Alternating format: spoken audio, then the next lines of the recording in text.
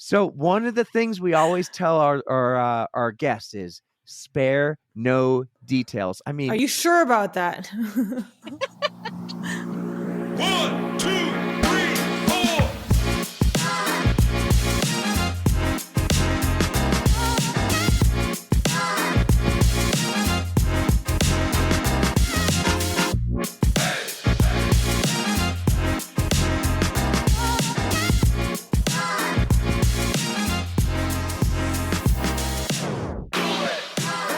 what's up, everybody? Welcome to episode 95 of the On the Runs podcast. A lot has happened. Erica went on vacation. She's home. Beyonce's now a country singer. We got a lot to talk about, and it is late tonight. But Erica, what's up? Not much, man. Glad to be home. I just got home yesterday from my trip to Palm Desert, California, where it was gloriously sunny and warm and beautiful. Unlike here, apparently. Yeah, no, it's still cold and windy here, but you know what? At least it's not negative 25 degrees. We just had quite a night.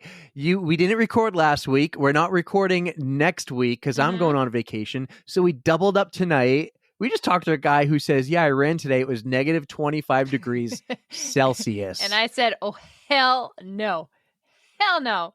For anyone who wants to know, that's negative 13 degrees Fahrenheit. And we're like, nope. No, thank That was you. a hard pass for me. I do not think so. Kudos to you. But how was California? It was great. We had a great time. I broke my dry January / half of dry February by having a bunch of cocktails by pools and checking out breweries out there and lots of good food. Took a lot of walks. So you're just getting ready for wet April. Like Very what do you call it again? April. Like squirt in April or something? Tara, get ready. Oh God. Tara, get ready. Wet April is coming. But oh my God. You did something that made me really happy. What did I do? Oh, so yeah, I did a little social media for you, but notice how it was only that first, like, hey, here's the start line of this half marathon. It's okay. It's a start. Which is good because literally I told you I was running it right before I had to catch a plane, and I had maybe 2 hours to pack or to finish the race, pack, and get on that plane. So it Did was you take a shower? Yes, I had enough time for a shower, but it was good, a tight morning for getting ready and getting out there. But I'm telling you, summer warm weather is my jam. I pulled out a sub 2. I was like, hell yes, this is my jam. No more snowsuit running for me, man. Well, it's coming. I'm telling you, I've been doing a lot more outdoor running, and the daylight is going longer into the evening. The warm weather's coming. More daylight outdoor running is going to be a little more fun. I'm super excited. I'm excited because I'm just feeling good. We got 1 month to the Eastern States, 20 miler. Yes. I did the run over the weekend for Justine. She had a charity run for the Boston Marathon. I was so sad to miss it.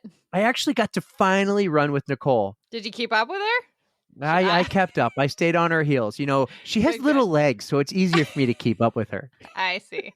But yeah, my race this weekend, I was like, maybe I actually can keep up with Eric when he runs the 20. We'll see if I can keep up to your pace. Do you have a goal pace in mind?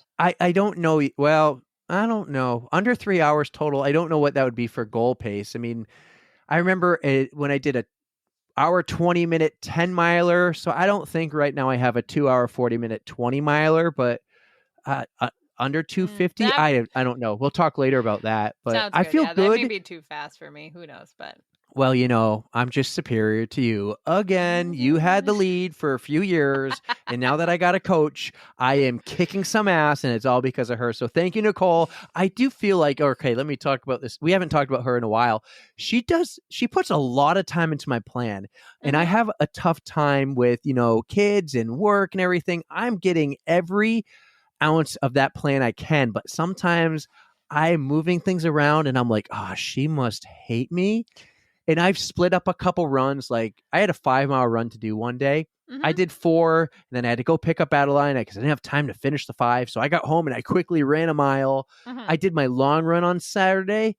I did 3 miles with her, 3.5 with her and some others that I met who are really cool people, by the way. We'll talk about Jen and Sam another time. Jen we're going to have Jen on. She's doing the Boston Marathon and London a week apart. She has Very a really nice. cool event in March we're going to talk about and maybe go to and support. So, Okay. but I split my long run up on Saturday and I felt great. I did a hilly run, so it had its ups and downs. Mm-hmm. I felt Literally. great.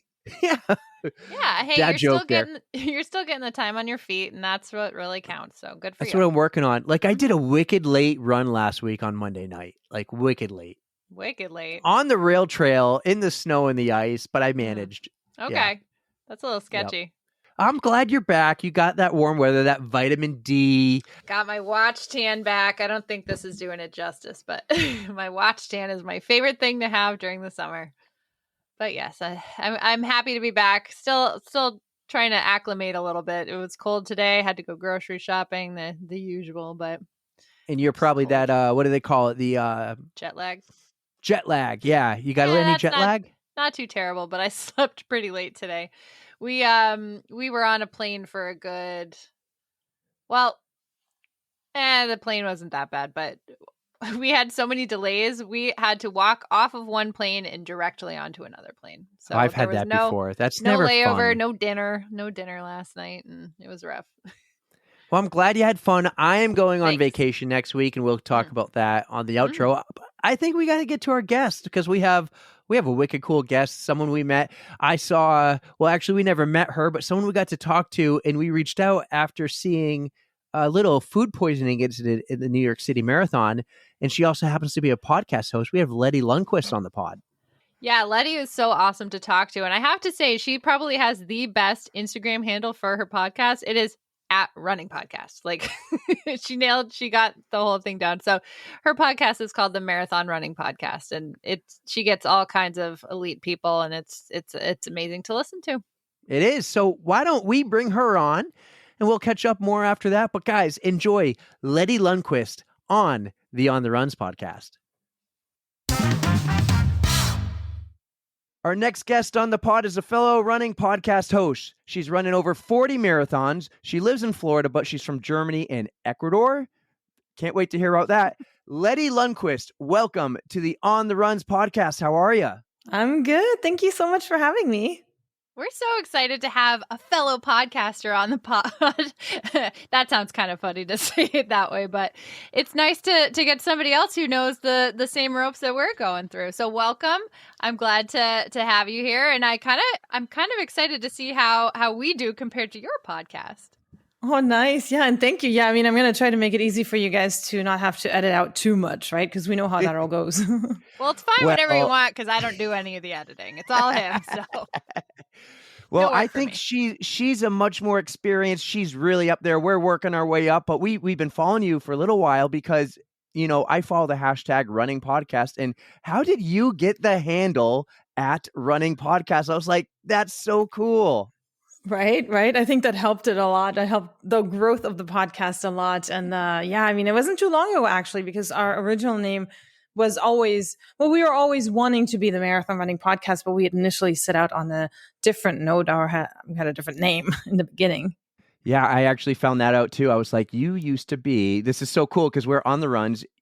Originally you were, we got the runs, and it was exactly like what we are. We talk about poop, and yours were because runners have poop stories to share.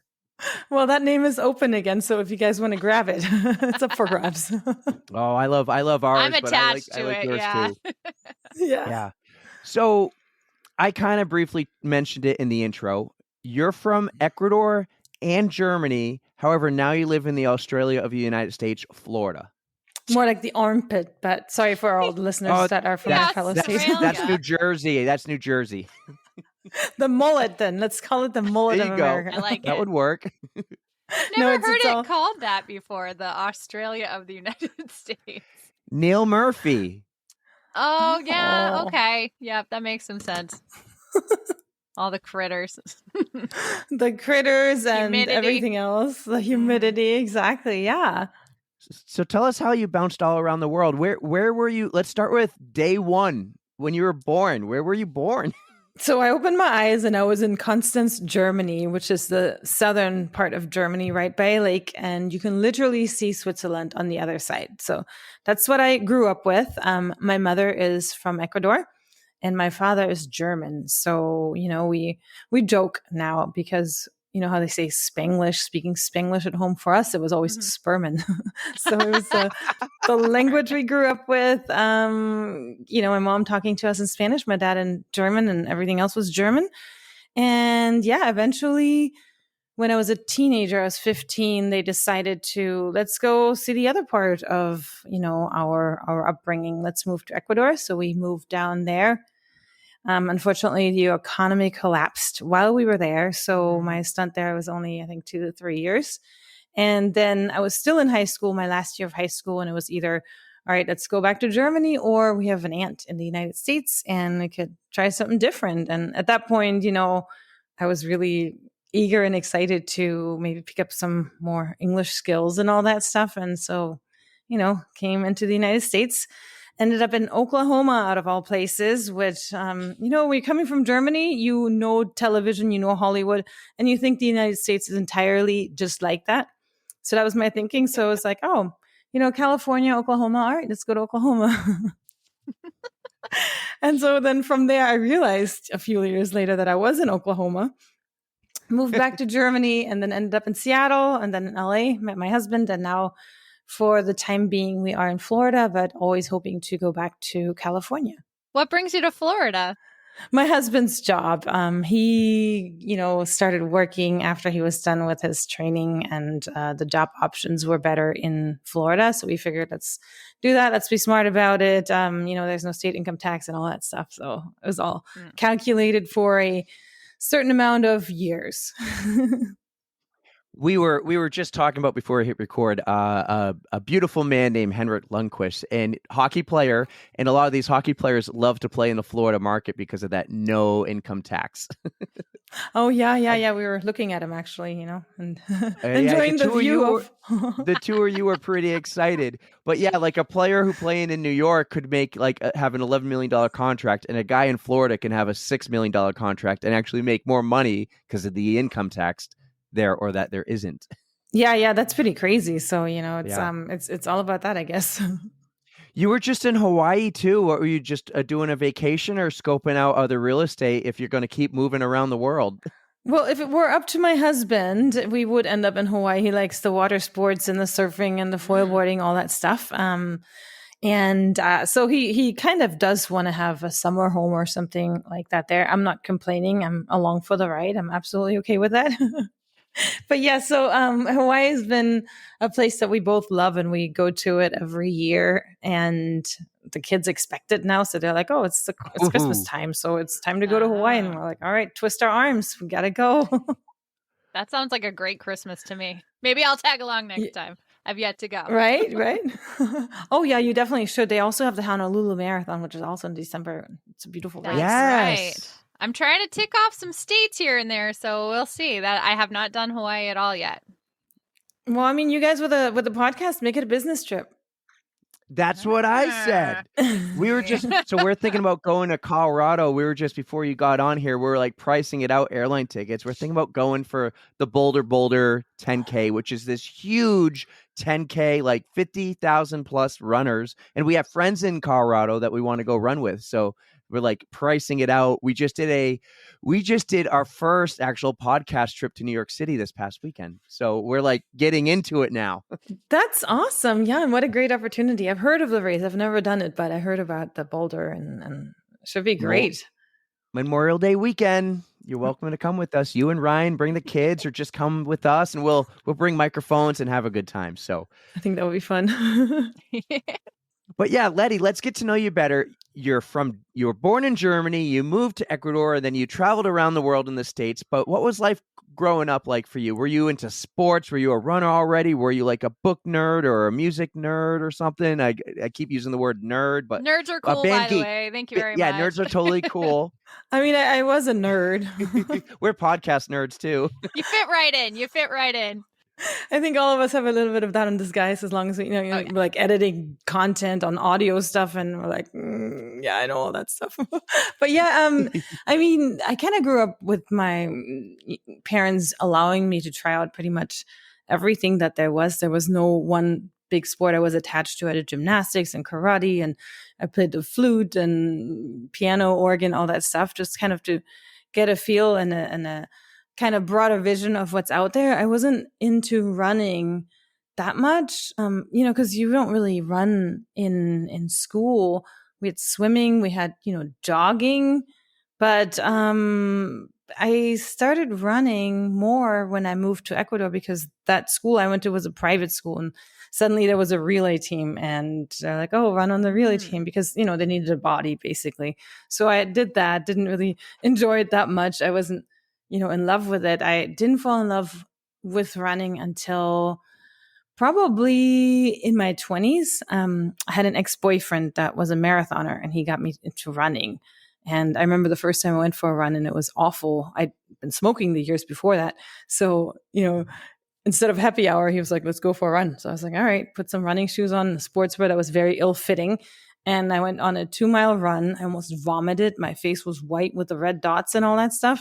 Oh, and, love at first sight. No, I mean, I don't know. I just kind of stuck with it as long as we were dating. He would say, hey, let's go for a run. I'd do it. It got easier. And I would do a half marathon every couple of years, just to do them. And I started liking it more, but I always respected the marathon so much. I always thought, okay, you got to be Ethiopian looking, and you've got to have all this time to train for this. And I don't. And then I moved to Los Angeles for law school, and I was running. There's a city called Pasadena, which is not by the water, but there is a Rose Bowl, which you guys probably know from football and all that stuff. And it's a 3-mile loop. So I was running around that loop, and this man saw me running there, and he was like, oh, are you training for a marathon? And I was like, no, I'm not training for a marathon. And he was like, well, you run here every day. You should try it out. And this is in March. And he said, there's the Roadrunners, the LA Roadrunners, and they meet every Saturday morning at 6 a.m., in Venice by the water. And of course, so I showed up, but only to go watch the people that did it, because I was like, oh, this is going to be really fascinating to see all of them. And then for a bit, it was like 10 different pace groups and people of all sizes. And it was just beautiful how everybody was running. And it was all about, hey, I'm going to run a 4-hour marathon. I'm going to run a 5-hour marathon. These people are running 3-something marathons. And it was so inclusive that I tried to sign up for it. And they were like, have you ever done a marathon? And I said, no, I have not. And they were like, what was the furthest distance you've ever done? And I was like, well, a half marathon a year ago. And they're like, yeah, no, you can't join because, the marathon is in, I think at that point it was like a month and a half away. Oh. So then I was like, you know what, I'll just join unofficially anyway. And Right. so I think I ran 120-miler and 115-miler. And that was basically it, because, it was all about just being able to finish it. And I was like, well, I'm just going to stick with this pacer, and what can go wrong? And it was a very positive experience. And after that, you just get hooked on those marathons. That is true. So what year are we talking here for your first marathon? So this was 2009. So it's been a while. Very Oh, nice. wow. This is just when you and I started running, Erica. Or you, at least. Yeah, I was fresh out of college, and I was like, I got some pounds to lose. I better start doing some exercise. So, but it took me a while to get to that level. So good for you. No, I mean, it was just literally about finishing it. It wasn't like anything competitive in my mind. It was just, just I want to do marathon. So I'm curious about this run club. So how many people are we talking? Because it is California. It is a bigger state than, like, say, New Hampshire. And if we get a run club together, there's probably like 30 people max. And you're not getting the different pace groups. I mean, you might get a few, but there are some stragglers. But this sounds gigantic. Yeah, and I think that's one of the reasons I miss California so much. It's that huge running community. And it wasn't even just the only one. So it was a LA Roadrunners, which is the official club that accompanies the LA Marathon. And then you also have the LA Leggers. Yeah, so you have 2 running clubs of that size. And they have 10 pace groups, and there's, 20 people per pace group, sometimes even more. I mean, it's absolutely beautiful just to just see that. It makes you want to run if you don't run. I have to say I'm a little jealous. We need to up our game over here. Get some get some new running clubs or get more people out to join. Especially Just in the grow the ones wintertime. we got, and no, but Yeah. that's Need sounds some work pretty though. awesome out there in Cali. The Mm. guy who stopped you during your run instead of you training for a marathon, that wasn't Ryan, was it? No, it was not Ryan. It was an Tell older you s- gentleman, and I was just, grateful for that because who knows if I would have ever gone out there on a Saturday morning to find it. so you met Ryan in California though, right? Yes. So tell us that story. Was he a big runner at the same time, or did you drag him into it? So yeah, I swiped right, or actually, we didn't swipe at all. It was before the swiping. It was, we met online before swiping was happening, and he was into. Well, he had an online profile, and I found interesting about him that he didn't have the typical LA shot of a man with no shirt on and all braggy and flashing his keys and all that stuff. Like he was the opposite. It was like nature pictures. He had a great thing written about himself, but his pictures were all kind of from a little bit afar. But I felt like I connected with his profile. So I was like, okay, either he's going to be really ugly or he's just kind of more humble. And it Mhm. ended up luckily being the latter, that he was just kind of more humble. He wasn't so into himself. And so he was into water sports and all kinds of stuff, but he would never really say he was good at it. So he'd be like, "Oh, you want to go snowboarding?" And I'd be like, "Yeah, let's go." And he was like, "Are you good?" And I'm like, "I'm okay. I can make it down the hill like the fallen leaf."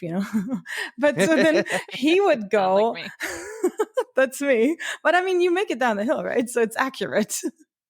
But then he I would would go and roll. he would like, I've done that part of that. He would go and he would literally like start jumping and doing things. And I'm like, who is this guy? I Oh, kind of like it. So then he would start showing off a little running bit. a little bit. He would start running with me, but he's kind of he doesn't train as much. He's got a full schedule. When he does have a little bit of free time, then he chooses to maybe go wingsurfing, all that stuff. But he's just very athletic naturally. And I'm almost kind of glad he's not training because he would beat me with my, 70-mile weeks nowadays. He would beat me in no time if he ever started training. You got to just keep him under your radar there. Just like let him have a little, but not enough where he catches up and beats you there. Right. Yeah. Sabotage a little bit. Yeah, I love it. I love that. Oh, you don't need to run today, honey. Not a big deal. No, take the day off. Your coach says take the week off. Poor Ryan. No, I mean he's really good at running and he likes it a lot. But like I said, running is not his first or second love. Does he do these marathons with you? So he's only done Normally? one so far. We Oh. used to run together a lot more before kids. Now we have a 7 and a 5-year-old. So now we have to, either be miserable together and not do anything, or we have to take our turns. So I take my turns running while he's sleeping. And then when he's home from work and he wants to do something, then I'll watch the kids just for now. So we used to do a lot of halves together. And, but recently we did the Stockholm Marathon together last year. That was his first marathon, and it was a untrained experience, but it was a great experience anyway. Because when do you get to go to a city that great and sightsee when they have the roads closed down? So That's my I favorite way to agree. explore new places on foot me personally during a marathon.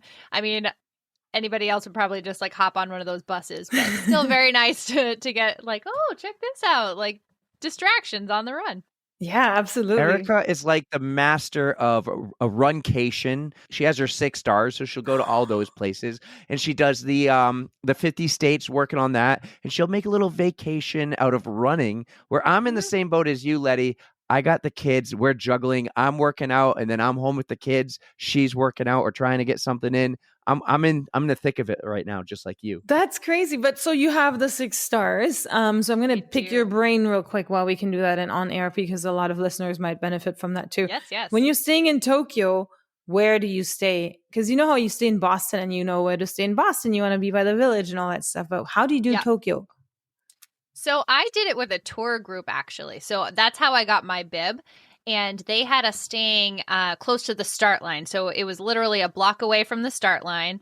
And at the end, they bust us back. But it's super close to the train station, so it's easy to navigate just the finish line to your hotel, wherever you want to stay. So you can get to the start line easily if you're staying at the finish and vice versa. It's nice. Okay, so start line, yeah, it seems like that's the preferred place for people to stay. But yeah, I'm kind of like dreading the ride home because I'm used to this hot Florida weather and I can't imagine being hypothermic, borderline, and then dying on the train on Tokyo. It's so cold. So are you going to Right. Tokyo in a couple of weeks? I am, yeah. That's what I'm currently training for. Excellent. Which star is this? Is this number 6 or are you still working your way up? No, I still got a couple. I think I have well, actually only have Tokyo and London. Very nice. I'm not really Okay. chasing the 6 stars though, to be honest with you, because I know there'll be a 7th star anyway, and there's so many other It's places. coming. Yeah, That's like, the same for me. I know there's going to be 8 actually, and I've got 0, so I'm going to wait for the 8 and then I'll There go. you go. I always said this won't work out this way, but I'll do every major and leave Boston for last, but it'll probably be Boston first. well, you got to do Boston because once you do Boston, it's like hard to not go back to it. It's just such a mecca of especially with what you guys do now with the running podcast. It's such a great place to. And I don't even know if you know, like, I don't know if we mentioned it. We're like only 40 minutes north of Boston. So it's like our home city. We go there for like Bruins games and Red Sox. Well, I do. We go to the marathon and we like hang out at mile 19. We cheer everyone on. It's just so much fun. And so, yeah, we're locals. We're really just north of the border in New Hampshire. Oh, that's nuts! I'm gonna have to link up with you in April then. So you'll be there. Yeah. All right, cool. Excellent. It's like this weird addiction. I'm like, I'm gonna do it one time, and then I'm like itching, and I'm like, damn it, take my money. Yep. I would be the same way. We'll go back to your first marathon. How did that race go? I know you were just going to finish, but your first ever run, that 2 miles, you were white, you were puking. How was that first marathon experience? It was great because I started with this pace group, and in my head, I was like, all right, here's the pacer. I'm just going to stick with the pacer. And that's what I did. It was uneventful, except for it was kind of sad because we started with a lot of people, and then slowly but surely they kept dropping off. And I was just thinking, they are probably in the wrong pace group, which, at that point, it's hard to say. I was just running a very comfortable pace for myself. And so now that I've actually started training and I've tried to get better times, I now know all about dropping the pacer and being behind and just seeing it all fly away, But back then that was a comfortable pace. So it was like, just talking to this guy and just having a good time. It was a very fun experience. Going to work the next day wasn't because it was on the second floor. It's like, ooh. Oh no, stairs. Yeah. A runner's worst nightmare.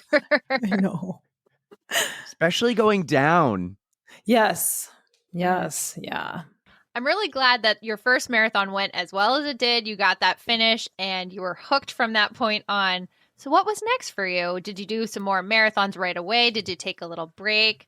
I want to know where you went. Like you like to travel. So did these marathons take you all these different places? Yeah, because there's over 40 of them. Yeah, lots. That's a big number. Yeah. So, I mean, at the time of running that first marathon, I was a law student, which means I was living in LA with roommates.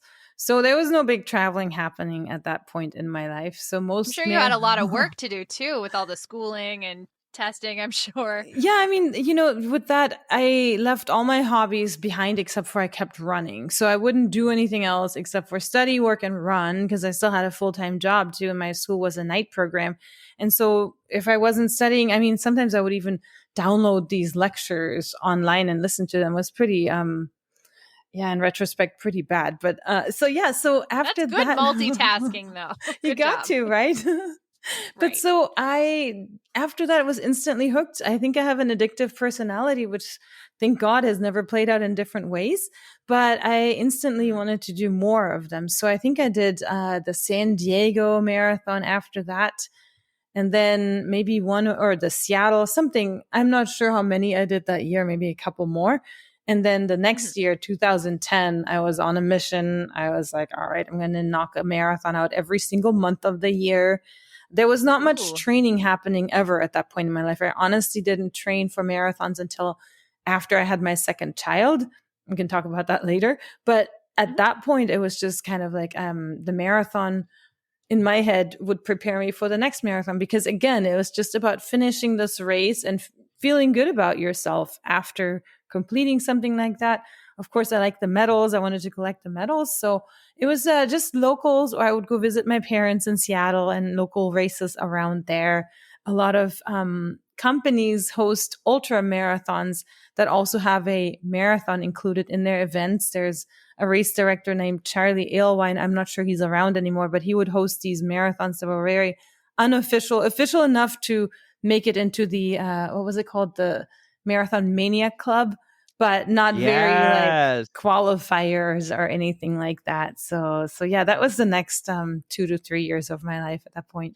That's pretty fun. I mean, once you have that goal of staying, like doing one marathon a month, you're kind of in marathon shape. Like you get a little bit of taper, you run your marathon, a little bit more taper. So I feel like that sets you up in a good way to just keep continuing to do them every month. Yeah, and it keeps you happy and it keeps you sore enough to then want to sit down and study. And it was a good experience just to kind of do that. Now I would never do that because, first kids, time and all that stuff, but also True. your goals kind of switch over time. But I still see absolutely nothing wrong with just signing up for marathons for the sake of enjoying them and really just finishing them.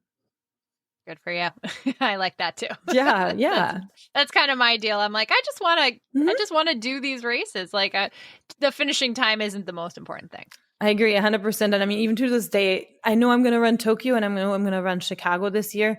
And I feel like those are flat courses and I want to train to run those fast. But then, my brother is trying to run Rome and there'll be other marathons, So Boston's. cool. Those are like victory laps. I don't want to race Boston. You're not going to get a good time in Boston. So I'd rather That's have a what good Eric time. likes to say. I love that. I'm like, so I had this one friend of mine, and he was always trying to make Kona, the Ironman World Championships.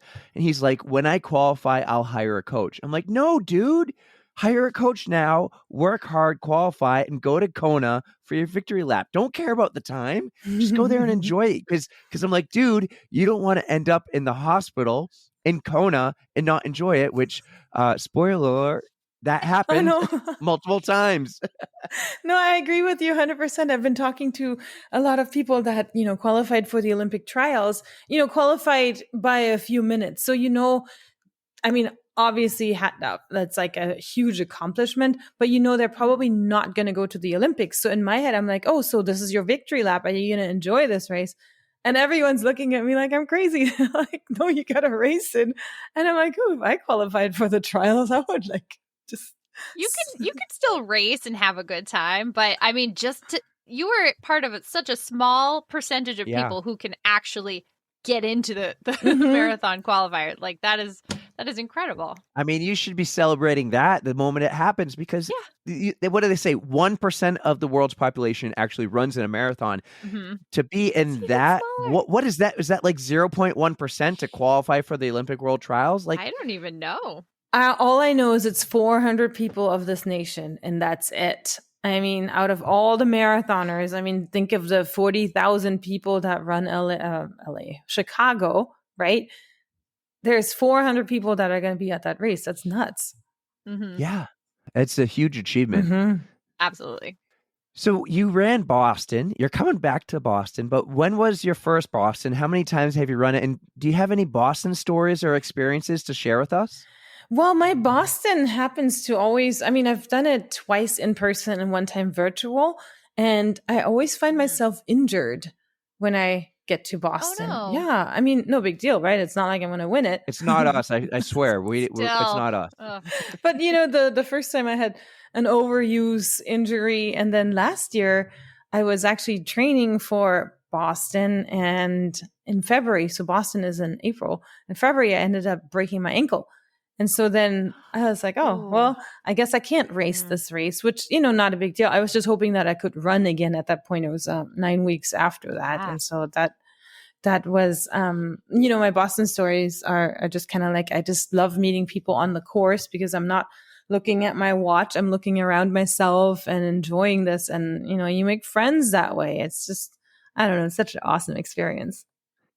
Well, mile 19, keep the eyes out for us. You'll see a banner with our logo. I mean, text me, right? I'm not racing this Yeah. race, so Yeah. Yeah. Oh, it'd be We'll so be on cool. the right side of the road this time. We think. Well, We don't know. I messed it up last time. I told everybody we'll be on this side because Google Maps was showing me something and I was completely wrong. People missed us. Oh, I was like, no. oh no, I messed up. So she told everyone we'll be on the left side of the road. You know, if we were looking this way, it's on our left, but it was actually on the runner's right side. So all of our Yep. friends are far left, like, where are they? Where are they? And we're like, yo, Steve. Luckily, I had a over here." megaphone though, and I was like, "We're over here." The best part is like the rullet. He jets across the course just to give us a high five, running right in front of people, almost taking them out. Oh my God. And you guys had a megaphone. I can't even imagine what you guys were yelling. We have fun. That is Best one thing about us. $13 We I've have ever fun. spent. Oh, that's not expensive for a megaphone.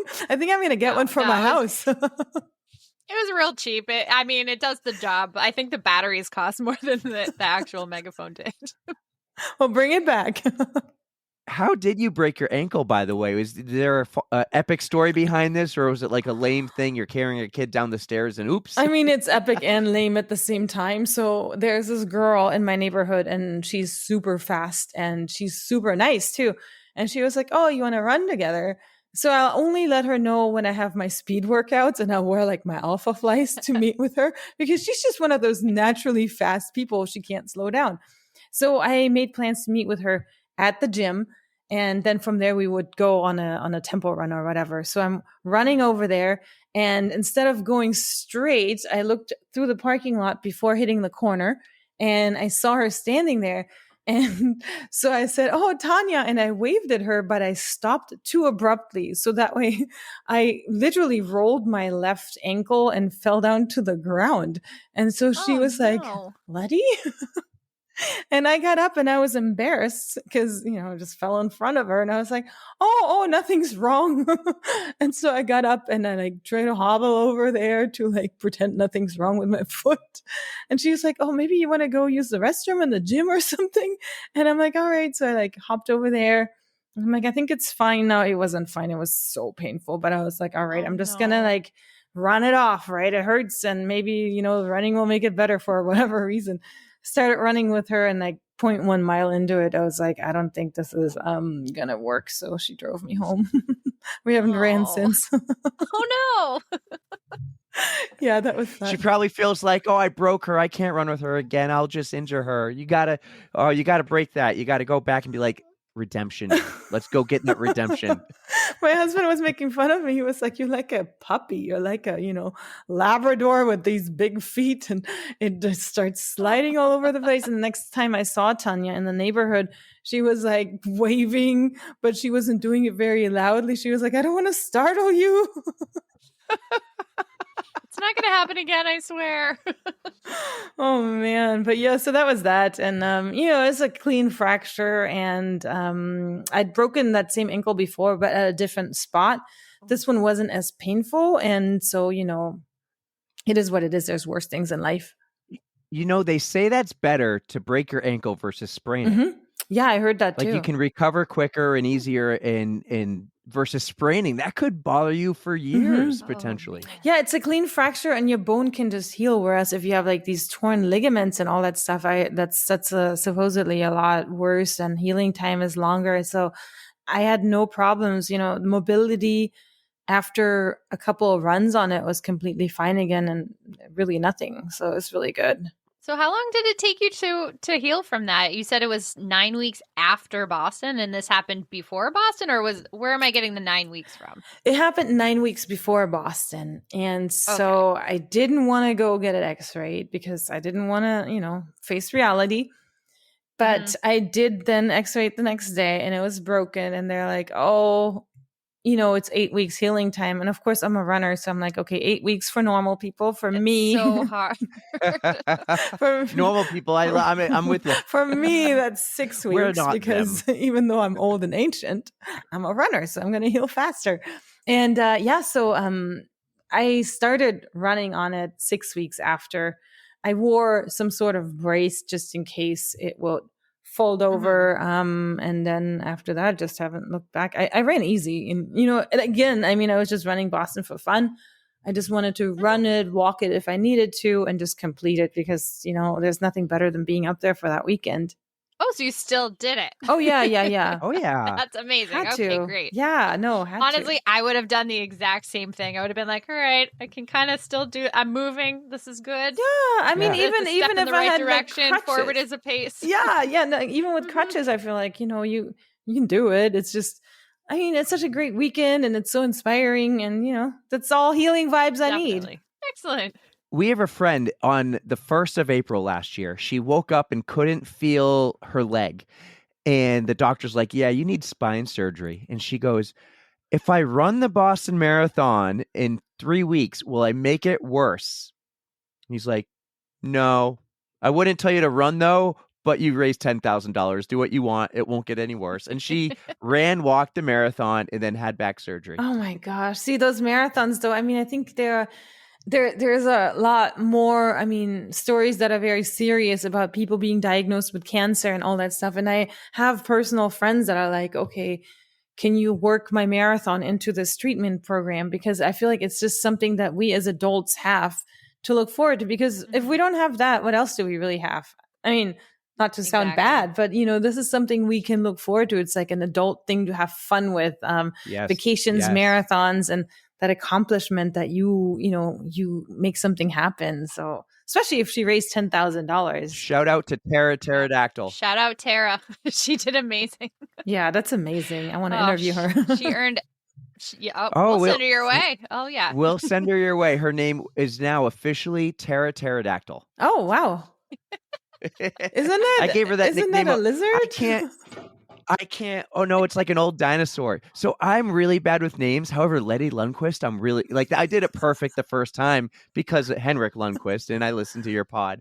But Tara, I always mix up Tara and Tara, or I'm already doing it wrong. Her Tara, and I'm like, no. Right, I was calling her Tara Tara. Pterodactyl. Right. So that's what I call her. I go, you're now Tara Pterodactyl. She has to change her Instagram handle to Tara Pterodactyl. Oh, so what's her real last name? Her last name is Watt. Oh, yeah. Wow. Like Tara Watt. I thought it was something like, close to the dinosaur name, but no. That's just a nickname. It's just my way of getting it right every time. Tara Pterodactyl. Oh, wow. Even though pterodactyl really starts with a P. Oh, okay. She's going to put a P in front of her name. Patera. Yeah, P-A-R-A.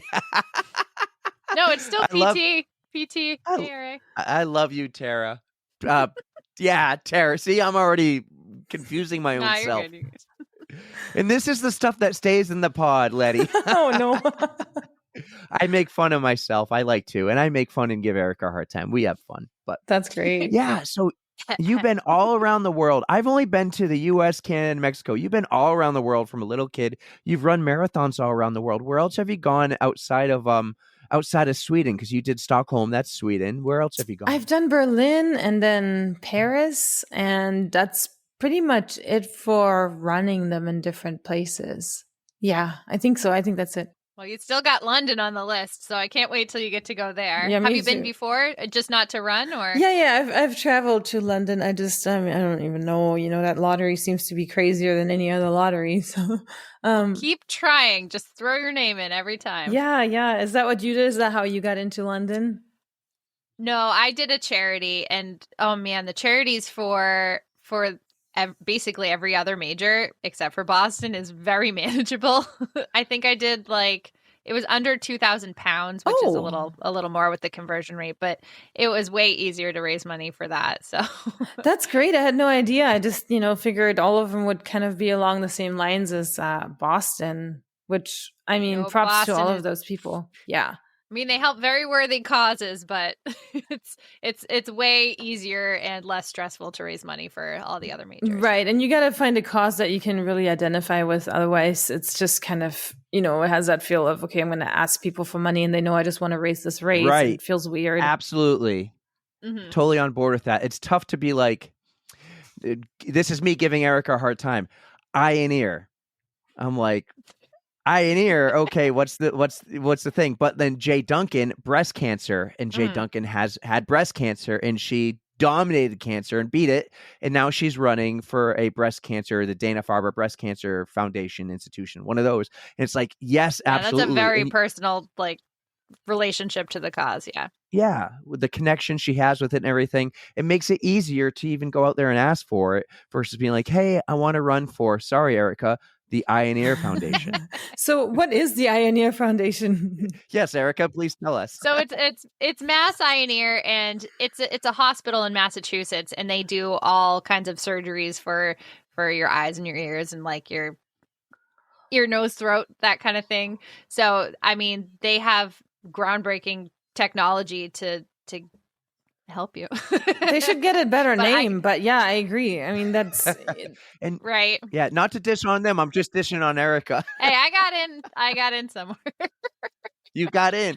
You ran in like the worst weather in the world. So yeah, oh, you did you it. ran in earned it. 2018? I did. Oh, how was And I that? finished. I was frozen solid by the end of it. What were and you totally wearing? Saturated.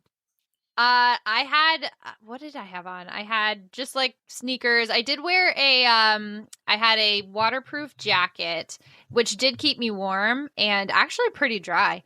And then for a while I had on one of those just disposable ponchos, but all my pictures were coming out like I'm like I want to get some pictures of me not in a poncho. So I wore just the waterproof jacket, but I had leggings and those were saturated. I was a frozen mess. Oh my gosh, I The can't only believe you thing I finished.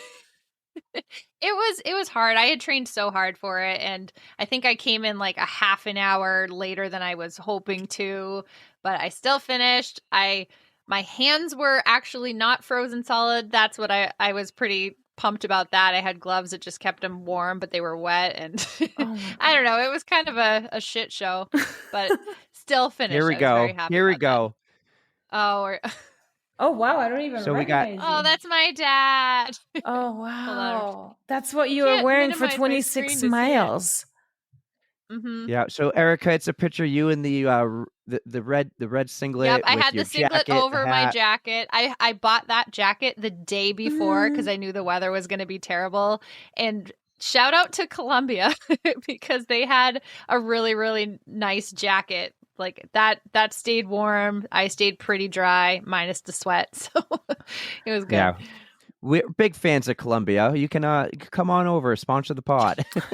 Yeah, a little pitch to them. That'd be nice, right? Yeah. Yeah, but this isn't about Erica. She has her own podcast where she can talk about herself in the tros. All right, Letty. So you've done so many amazing marathons. You've traveled the world. And I've been following you for quite a while now because of the running podcast connection. And then I know I'm following everyone running the New York City Marathon. And then you made a post a couple days after walking out of a porta potty saying, yep, it was one of those days. And I go, hi, Letty, we're on the runs and we want to hear this story. So one of the things we always tell our guests is spare no details. Are you sure about that? Yeah, no, we're good. We're good. Our listeners are here for it. We can start. I'll tell you what. Let's just start with Times Square and all those people in costumes jumping in photos because we were in New York City 48 hours ago and they were jumping in our photos. We can go from that point throughout the whole weekend if you want. I mean, that literally happened, right? Because you've got Super Mario Brothers Yes. photobombing us and then asking for money afterwards, where we were like, he ruined our photo. Yes, it's so true. Pterodactyl was with us and a guy takes a camera, shoves it right in her face, takes a picture and goes, do you want this professional photo? Oh my gosh, that's so crazy. But no, now we all know it happens, right? It's New York. So after that square in Times Square, after that experience, we went for lunch. And so here's my two theories. Something went wrong with the food in New York for me personally. I had one oyster. We were 6 people sitting in a circle sharing food.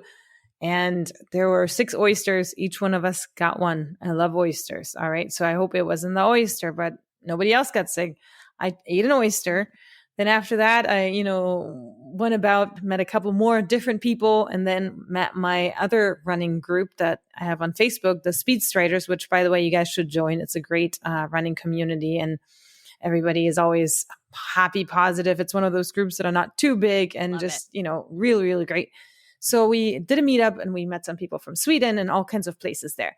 And we were at an Italian restaurant. And since I'd already eaten something earlier, I decided I'm going to have a salad. And instead of having the regular anchovy-based Caesar salad dressing, they were like, do you want us to whip you something up? Something with a little bit of egg in it. And I'm like, ooh, personalized dressing. Sounds great. Also, romaine lettuce, right? So could be three Yeah. causes: the egg, the romaine lettuce, or the oyster. So fast forward, everything goes great that evening. I wake up in the middle of the night and my stomach is rumbling and I feel like I want to throw up. And you said spare no detail. That's what happened. I feel it for you. I really do.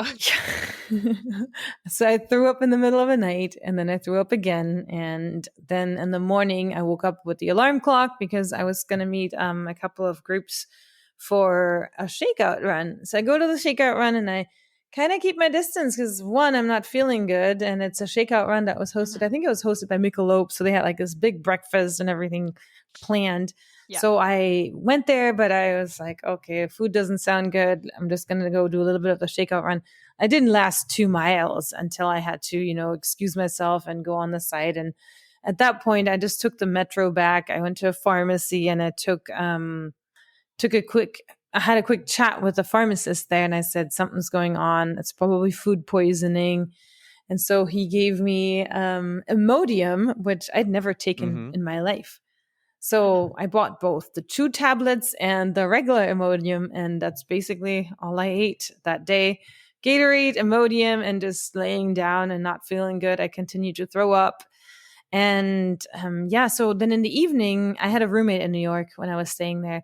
And she was all like, oh, I've done this before. I've been sick. And then the next day I had my best race. And I was like, Sarah, this is probably not going to happen to me. Like, this might be your prognosis, but this is not what's, going to happen to me. At this point, I talked to my brother, who's a physician. He was like, you got to really be careful. Maybe skip it because of the dehydration factor that's happening to you right now. And so he kind of scared me into submission where I was like, oh, I don't know if I'll run this thing. But then I woke up on Sunday in the morning and I felt okay. And, I wasn't throwing up anymore. So I just took some more Imodium and I decided, all right, so I'm eating some apple, what is it called? Apple sauce, stuff your kids eat. And then a banana. And I went for it. I went to, enjoy the marathon. And I was tired because you're kind of out of it, but up all night. Yeah, but that takes a lot out of you. I hadn't thrown up in a while, though. so I figured, okay, this is going to be okay. And I'm not here to PR. I just done Chicago, and I've done great on that race. So New York was one to be enjoyed. So then, a victory lap. Yeah, victory lap, kind of. Yeah. So then the race started, and man, that first half of the marathon went great. I was on pace for 3:20, and everything felt great. Wow. Until it didn't. Oh no. Yeah, so it was, I think it was right around mile 12 or 13, I don't recall at this point, that I remember drinking Gatorade at every stop where they would offer it to you because I was, brother was in my head, you got to hydrate. And I drank it, and then the next thing I know, it came up. And I was like, whoa, I just threw up in the middle of the race course. This wasn't pretty. And I didn't feel good anymore. It was just like literally the 7:30 pace just stopped and it just, it went down. And at that point, I'm like, man, I'm like at mile 14 of this marathon. I hate it. I just want to get it over with. I just want to get this medal. And so I kept on running, but it was a much slower pace. And I kept on trying to drink the Gatorades, but it was literally like I would drink it and then I would run to the next block and I would go through the, lines of people, 10 people deep to go around the corner and it would just come back up. And so it was the worst feeling in the world. It was so bad. That's awful. So you were sick the whole time. It wasn't like a one and done, a puke and rally. You were drinking the Gatorade. Were you doing anything else trying to I know some people might do pretzels or they might mix Gatorade and water and stuff. Or was this just like, I got a Gatorade? Could you not put any food down? I couldn't put food down. And then here's the thing, and this is totally TMI, but Imodium, like I said, I'd never taken Imodium before. Yep. I know it stops diarrhea. And so I would go to the porta potties because I was like, my gosh, I really got to go to the bathroom. And I couldn't go to the bathroom because, newsflash, Oh, Imodium no. doesn't let you go.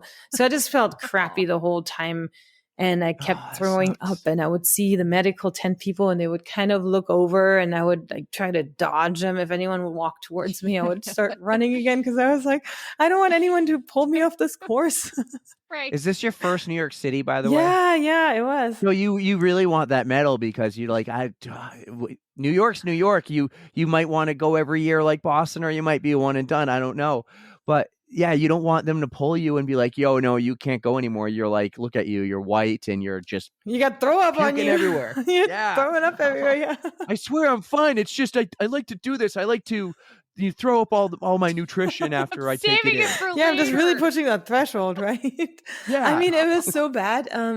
I counted bathrooms after mile 16 and I felt like they didn't have enough. And I don't remember ever in Oh. my life thinking about if there's enough bathrooms on a race. But I was like, wow, I don't know if I can hold it till the next bathroom. I guess I'm going to have to go behind some corner again in some bush, and then people will come because it's New York and they're friendly, and they'll be like, are you okay? And I'll be like, I'm great.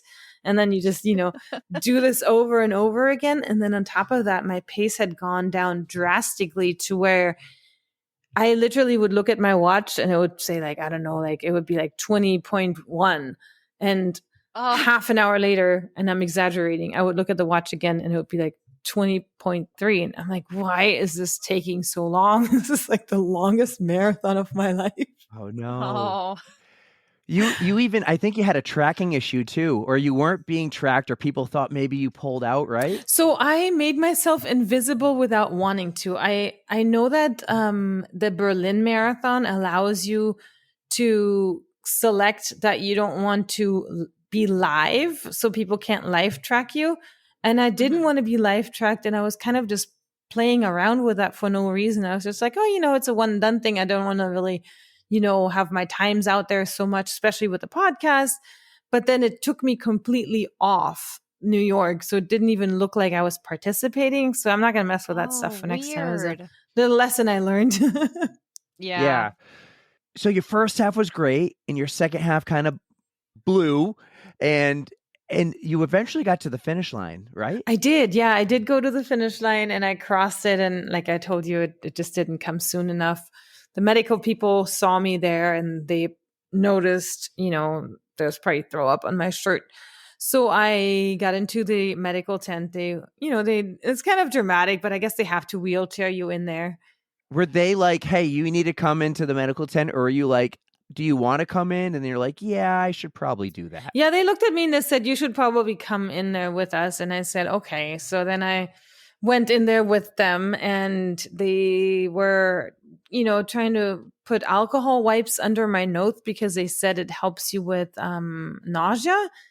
It didn't help. So they gave me Sofran. I think that's what it's called. And that thing was just magical. It was just, it wiped away the whole nausea thing that I was feeling the whole time.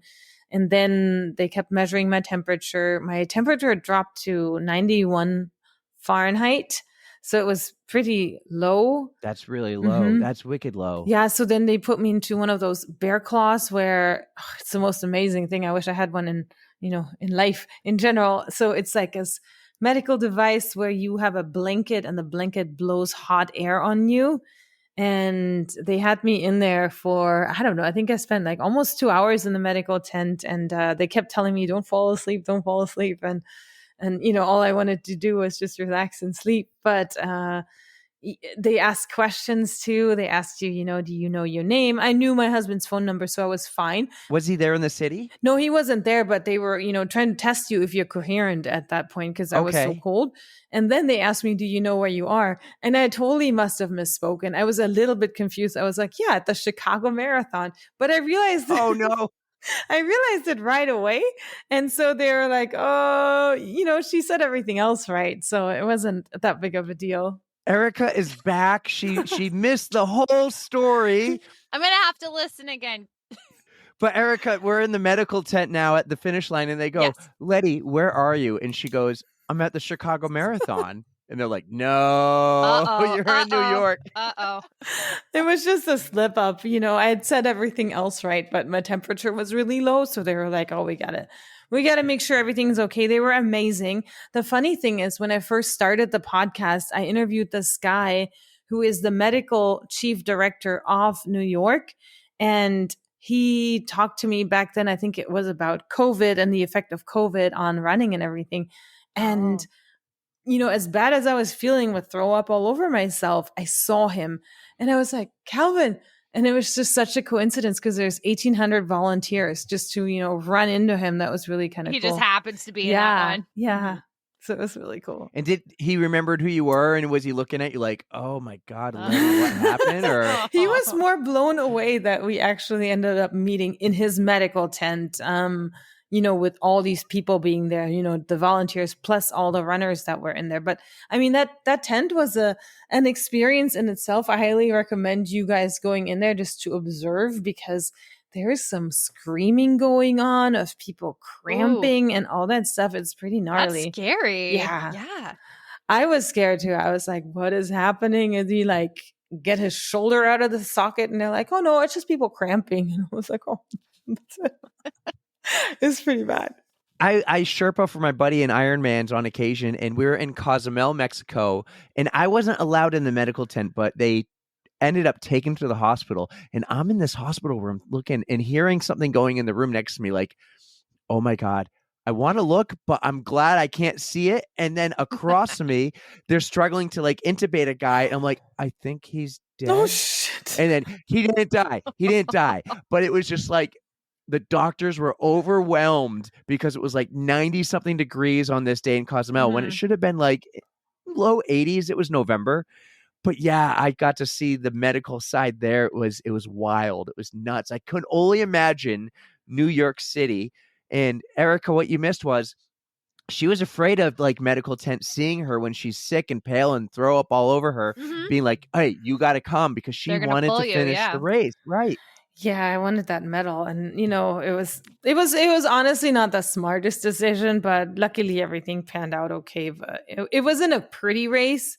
But then again, I never order race pictures anyway. Those would have been like the ones to skip. Honestly, though, I would have done the same thing. I mean, sometimes us runners don't make the best decisions for our bodies.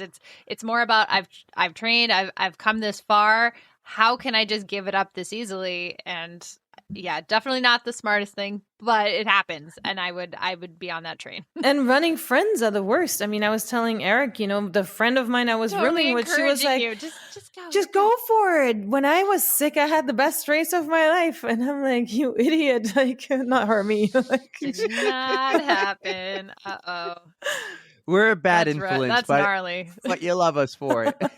That's me with Erica. She did a 100-miler, right? And she does this other ultra marathon that's a 12-hour or a 24. I keep trying to push her to the 24. Just do it. And she goes, no. Erica, I want to hear the episode about Erica. You seem super interesting and fun. Oh, it's out there. We have one. Okay, what number is it? Well, it's the Yeti 100. It's like what, 70 something? Episode 77. Okay, I'm gonna have to listen to that. It did not go super great. I finished, but it was a shit show. Are you talking about the episode, or are you talking about the ultra? Both. Both, yeah. But mostly the run. The episode went amazing, actually, because the race didn't go amazing. Oh wow! I learned a lot of things.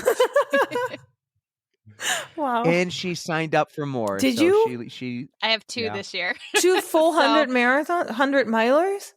Wow! So screw loose, but I'm owning it. That's amazing. Which ones are they? So I really like the Yeti Trail Runners, and they have 2 editions of the Yeti 100. There's one out in Washington in June, and then there's the one in Virginia at the end of September. So I am doing both this year.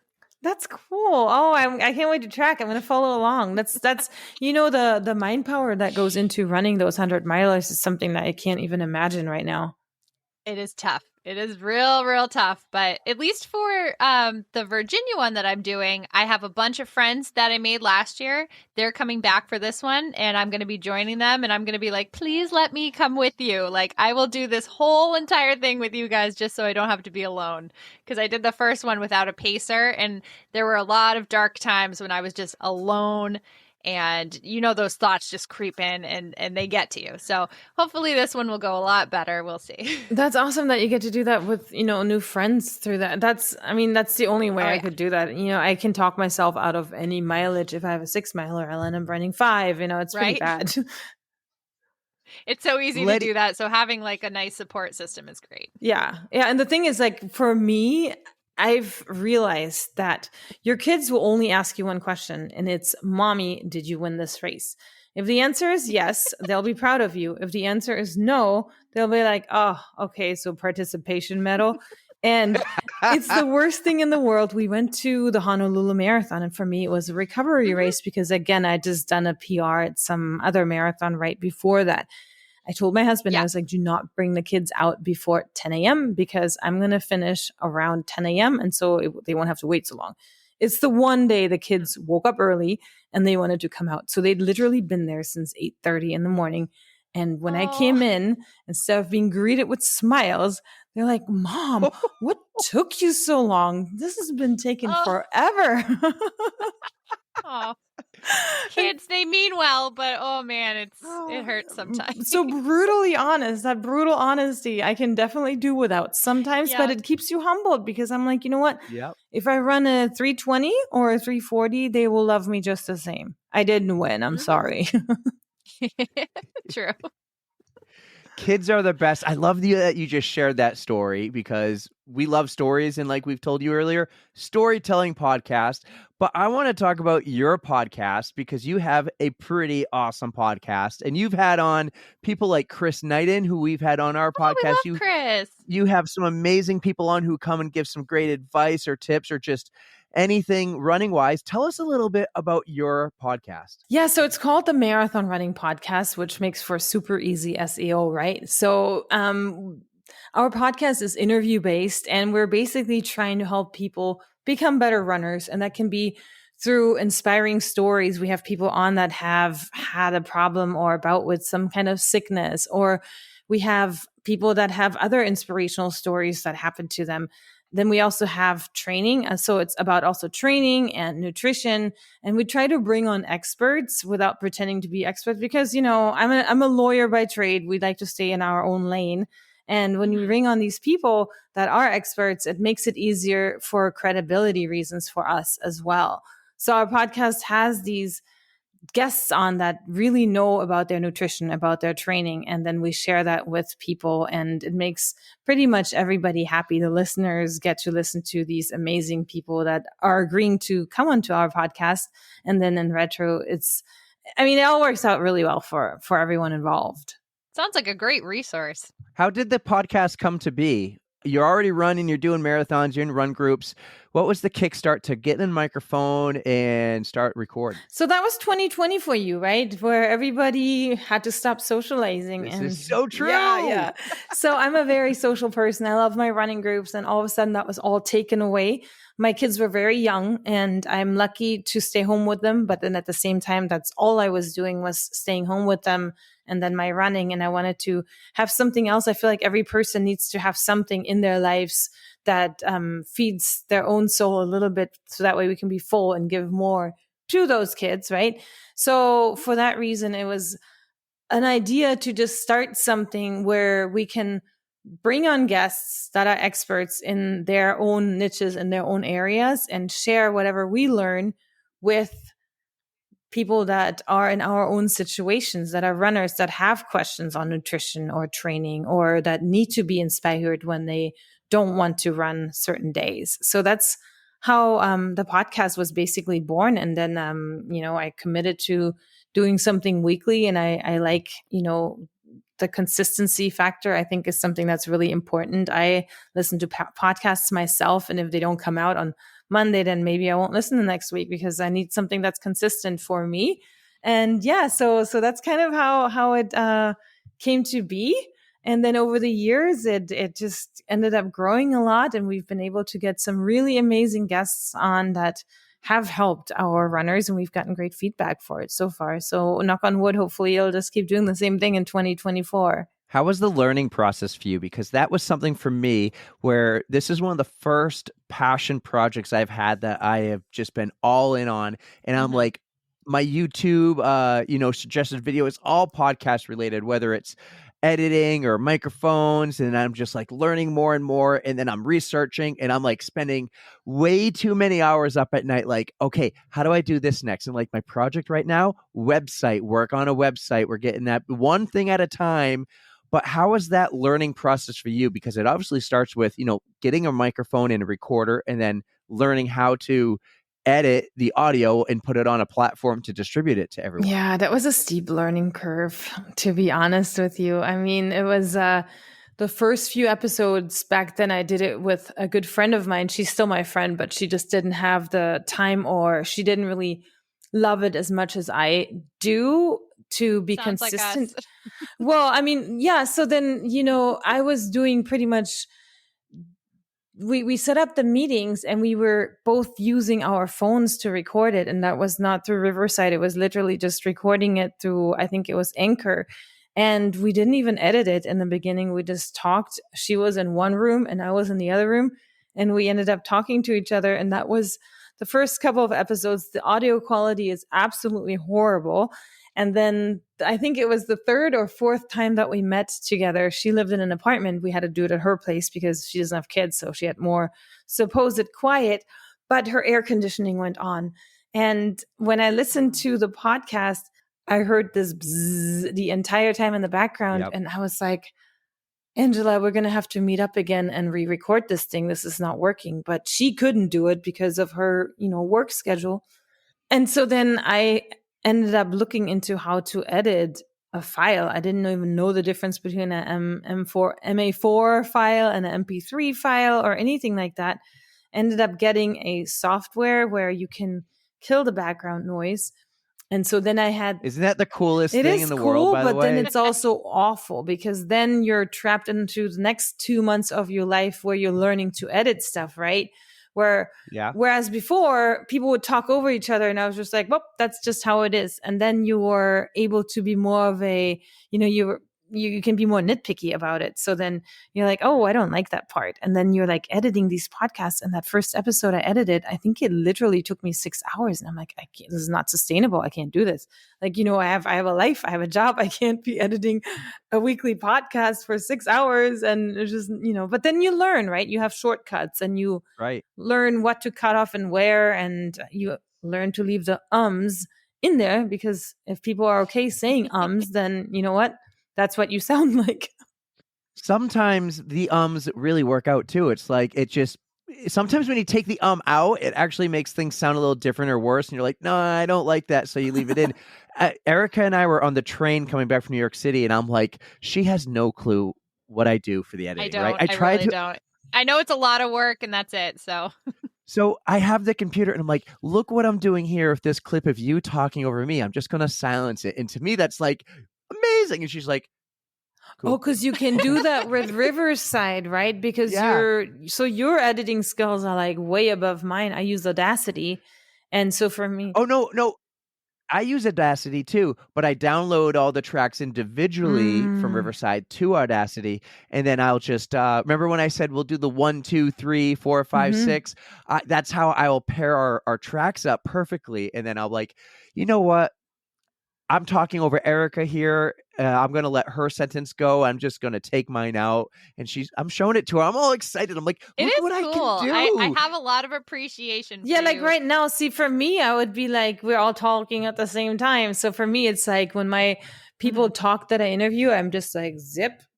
And then if I do it, then, I have to work with it because I only have the single track. I tried that Riverside. I tried it. I think it was 3 weeks ago or something like that. And it just didn't work for me at all. I had this problem that I had the files ready, but for some reason it was like 20 gigabytes and it was a 40-minute interview. So for some reason they were just so big. Oh, wow, that's big. Yeah, that's what she said. But sorry. I'm 12. Love it, love it, love it, love it. But it was, it was like, Clip that. but it was just so awful. And then I had to end up, I have a Mac, so I ended up just screen recording it, and that was a M4A, and I converted that to an MP3, and I was like, never again. I know it was probably something I did wrong on my end. I don't know why those files ended up so big, but I'm kind of happy to just stick with a single file, because otherwise, God knows what I would do with this. It would just, suck up my time even more. I used to tell Erica, like, it would take me, if a podcast was 1 hour, it would take me 2, but I was being generous there. It'd probably take me 2.5 for every hour. And then I've really done a good job in getting it. And I'm not as anal anymore about the things like the ums, or I just don't like the silences. So I get rid of the silences, or no one's going to know this, Letty, but you just coughed a couple times. No one's going to know. Oh yeah. I was going to mute myself. See, that's what I do with mine. But like, I've gotten to the point where now I interview people, and it's so almost like when I edit it, I go back and I do the playback in 1.5 times. So it's like Mickey Mouse voices, because I know everything went pretty much okay. Unless I interview a person and we're both kind of like, there's something off and we have to kind of patch it together better. Usually it now doesn't take me a long time at all to just get it done with. And then with Ryan, it's like, quick intro, quick outro, and then just put it together. So it's not been that difficult. Good for you guys. I really do have a lot of respect for you. I do. Erica is my rock star. She shows up on time, and she every Monday night, and then we go on trips like to New York City that we just did. And I'm like, okay, I'm taking a bunch of videos of you on my phone and going to put them into reel. You're my star. And I'm just going to edit it and try to grow this brand in this podcast. That's awesome. I have so much fun doing it. Yeah. She goes, oh, this would be a fun full-time job. I'm like, no, you would have to do a lot of work. You would have to do Instagram, social media. You would have to do emails. He would get like 70. I'll get 30 or something. Like he gets all of it. It's not me. But it's really cool. I mean, so many people now do that, with their YouTube channels. I've thought about doing video too, but I'm like, you know what? This is, I don't know. It's a podcast, and I can't imagine having more time to put into this. At the same time, it'd be really cool, but I don't know if I would be really good at constantly. Let me show you what I do. So, and I'm working on editing some of our episodes, just the guest appearance on to YouTube. And I've edited a couple just over the Christmas break. But this is what I do. I have a desk that has this, you can see it right here. So it's now yellow, it's red, it's a LED light, right? So when every night I put the kids to bed, because my wife works nights, I put them to bed. It's about 9:00 now. I hit the 2-hour button, and in 2 hours, that LED light's going to turn off, and then I go, okay, I'm done for the night. Oh wow, that's pretty regimented. I would be like, oh, let me just push the button again because I'm not done yet. Sometimes I hit the 1-hour button after the 2. That's cool. That's yeah. I mean, you got to put the time into it. That's you're being consistent, and I think that's half the battle. There's podcasts that do great and then they completely drop off, and there's content creators that do it for a week here and then you don't hear anything for 3 months. And I think consistency is always kind of key with this. It's the key. So where can people find your podcast? I mean, we know it's on Spotify and Apple, but they can follow you on Instagram at Running Podcast, the greatest handle ever. I love it. Any other platforms you're on? So our podcast is available on all the platforms. And then we also have our own website, which is marathonrunningpodcast.com. And basically from there, you can see our articles. We've been guest writing on some newsletters as well. And all that information is in there. That's awesome. We're working on trying to grow the brand and just have a ton of fun. And I look up to people like you and Allie and all these other people with running podcasts, the Will Run For family. I look up to all of them who've been doing this longer than us and really taking it in. And I listen, that's all I do. I listen to podcasts and other sports, complete other categories. And it's a wicked fun passion project. It right? really is. It's wicked fun. It's so much fun. And we have an amazing group of peers. I think it's awesome to just be able to connect with people who have the same passions as we do with both the podcasting and the running. So it's super cool to have that. Yeah, absolutely. And then you get to meet the people in real life too. And that's even more fun, which is, what I always look forward to when we go to these major marathons and we get to meet people that way. Mile 19 at Boston this year in Boston. April. I'll meet you guys beforehand. Let's do that and let's have a beer. Yes. I love it. All right. Yes. Before we get to our final couple big questions, what are the future or what are your goals and future plans for the podcast? Do you have anything fun coming up? Any exciting interviews or do you travel remember we said business trip? You got any cool plans like that? I actually do. So, or just running wise? running wise and podcast wise, because now they're always interconnected, right? When I travel somewhere for a marathon, I always make sure that I go to the events too that I want to be at. We recently just went to the running event last year, which was a great way of connecting with other runners and other podcasters as well. And at the end of the month, since I live in Florida, the Olympic trials are hosted in Orlando this year, actually beginning of February. So there's a ton of events around that, and we'll be covering that as well. And then, as you guys know, it'll also be Tokyo and it'll be Boston in April. All right. It's going to be a whirlwind couple of months. I'm so excited for you. That's going to be amazing. Amazing stuff. And that's so cool. You went to the running event. That was in Texas, yes, right? It was in Austin, and it was just such a blast. It was such a great event to just, connect with other runners and kind of going to an expo without having to run a marathon afterwards. Yeah, that's super That's cool. rare. All right, so we have a couple final questions for you, and we're going to start. I will start. So we're building a list this year in 2024 called the Code Brown Commandments. Now, Code Brown, as you know, is a oh shit moment. It could be running into a bear out on the trail, or it could be an actual shitty moment throwing up all over the New York City Marathon. So we're building our Code Brown Commandments, and some of them could be like, don't trust a fart, or bring wet wipes, or know where the best spots to go to the bathroom are. Do you have anything for us, like maybe don't eat an oyster in New York City or something?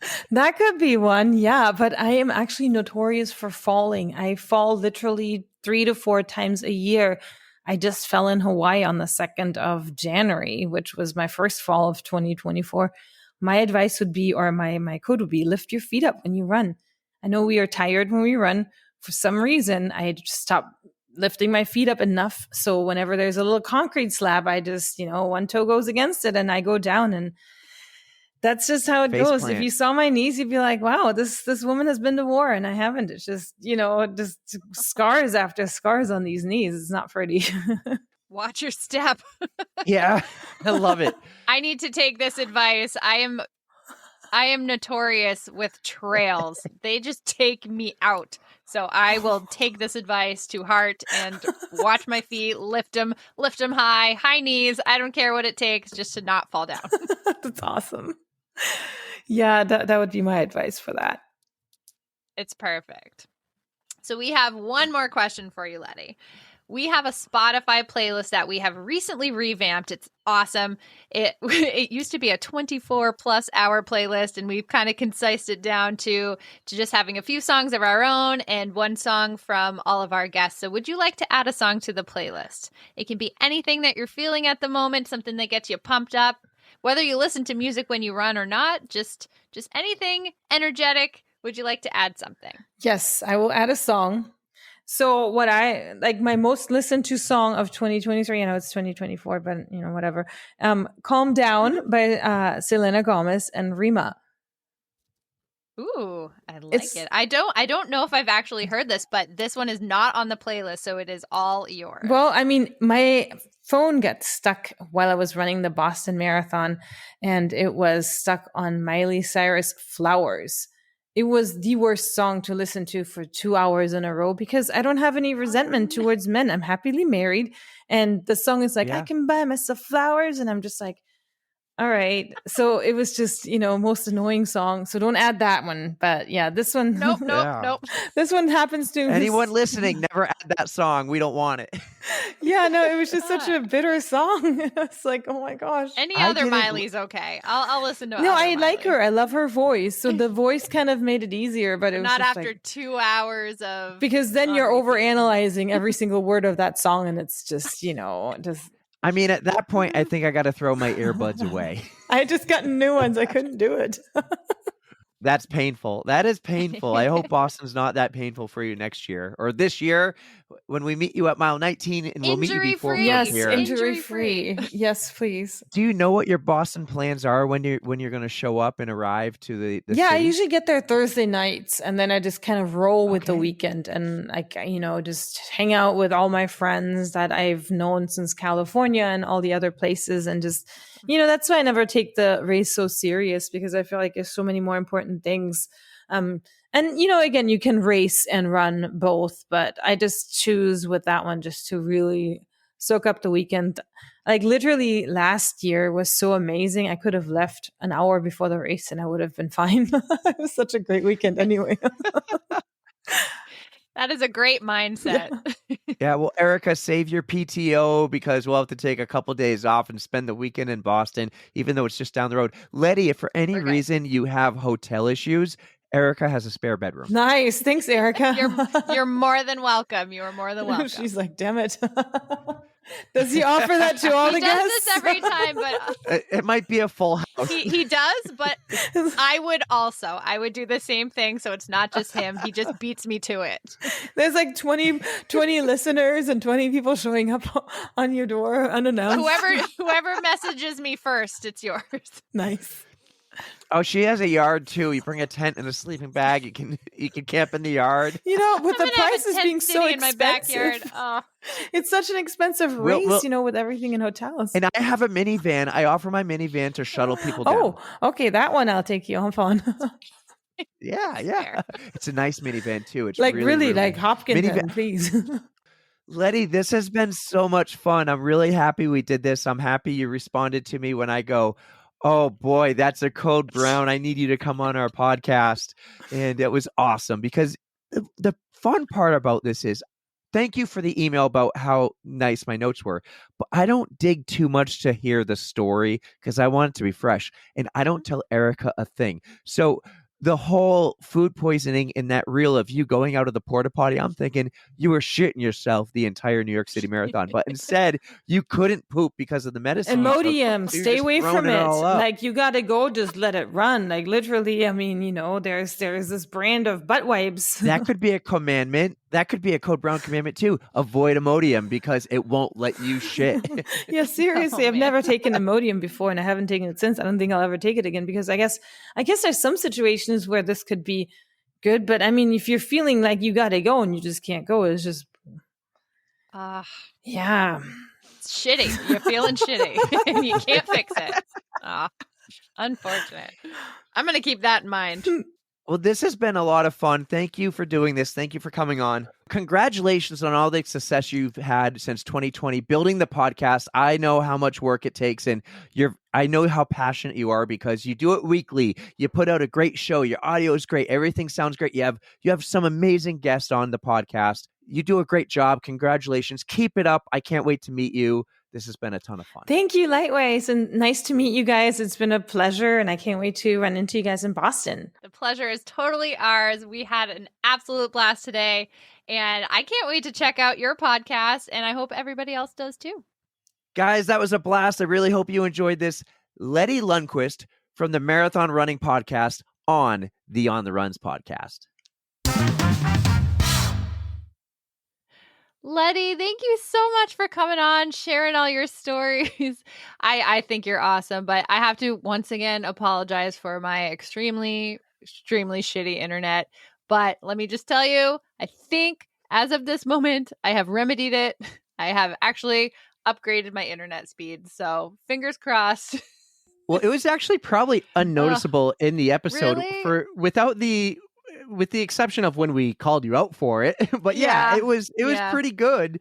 But that was the start of all this internet problem you had was with Letty, and then hers wasn't even that bad. It was the others that got worse Yeah, with. so Like with Dan, it frustrating. was awful. Ugh. And we just had it again today. But so we just recorded 2 episodes today. We've been busy tonight, right?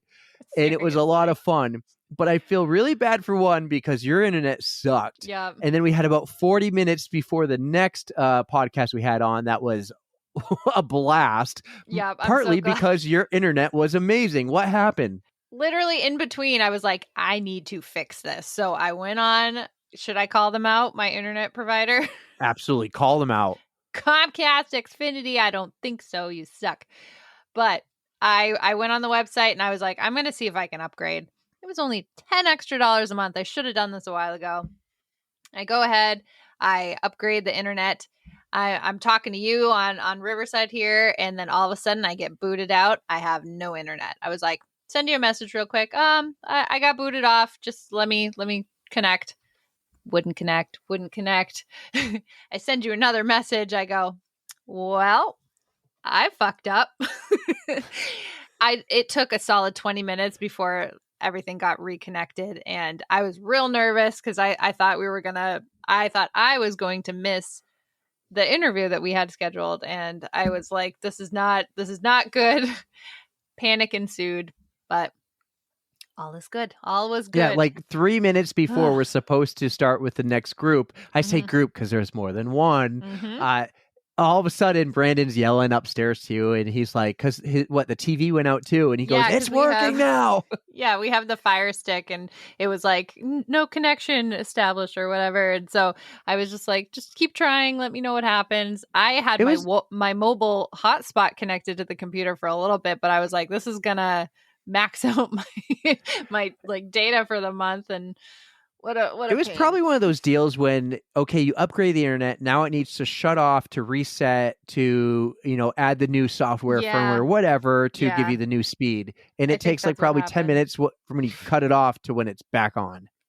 But it's total panic, man. I was just so nervous that I was going to wind up missing and waste more people's time. And I hope this does it. I hope it fixes it. So far, so good. That's all I want. I just want working technology, please.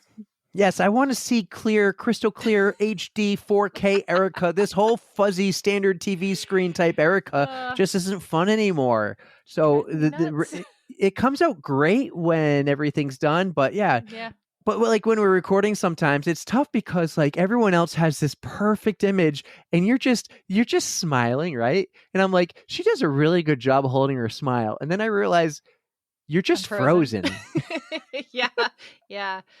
I mean, I do try to smile and tend to smile during these things, but not if I'm. You do a really good job paying attention more and listening, and doing eye contact versus I'm always at the computer like, oh, they said something about loop-de-loopter. Going to Google the dates of loop-de-loopter, and I look like I'm not paying attention, but I really am. I'm listening. The one way you could tell is if I stop fidgeting my chair, because that's one thing I do. I fidget a lot. I move. I get uncomfortable, so I like twist in my chair. And so if you see me completely not moving, that's why. I may keep the same face, but I'll be like, all right. The chair moving is the thing. I tried not to move as much because when I move on this chair,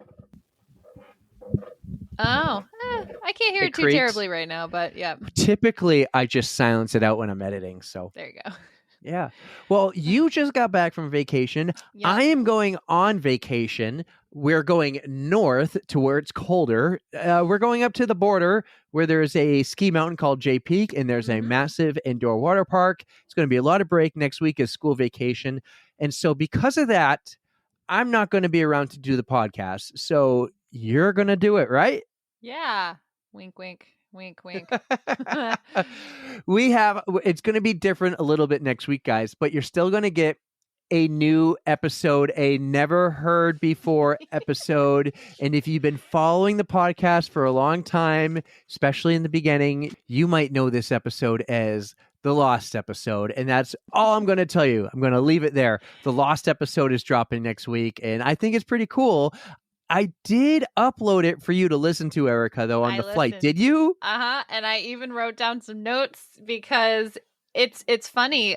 We bring up a lot of stuff. I won't go into detail. We'll talk about it next week. We'll talk about it next week because you'll still get the tros and you'll get the episode. Awesome. We bring up a lot of stuff that we talk about all the time, and we didn't notice. Like, we didn't realize that nobody else knew what we were talking about. So it's just kind of funny about that. So yes, we will talk about it later, and it is kind of fun to relive it. I'm glad we got to do that. Well, I can't wait for my little vacation. The skiing in the water park is going to be fun, but it's late. I got to put these tros together with Letty's interview, get it out for you guys on time, and then I am going to have a late night because I DVR'd the Daytona 500 because it's on tonight because it rained out. I feel so bad. NASCAR gets basically the rain just follows NASCAR the last year and a half, Really? and all the races are on Mondays now. So it's Monday night NASCAR, and I've stayed off the internet. I've stayed off Twitter. I have no clue what's going on. Brandon and Matt are blowing up my phone in the group chat right now talking about it. I'm like muted that chat. I'm gonna have a late night, but I'll enjoy it. I might text Pterodactyl and be like, "Yo, I'm still awake. You running? It's Tuesday, 4:40. Let's go." I'm sure they would love to have you. Hope you can get some good sleep, though. There'll be plenty of time to sleep on vacation. Maybe. Actually, I might get up I early and doubt go, yeah, you're right. Probably not. Your kids So- will be up, be like, "Can we swim? Can we go swimming now?" We want to go back to the water park. Yeah, no, it's going to yeah. be a lot of fun. It's the first time I've taken a full week off since Labor Day. Got a lot of fun things planned out. I still have to email those people in Colorado we talked about. Hopefully going to Colorado soon. You say the word. I'm ready to go. All right. Well, I'm going to say the word right now. Save this podcast. Take us home. Thank you guys so much for listening. You know we love you. And don't forget to stretch. 3, 2, 1.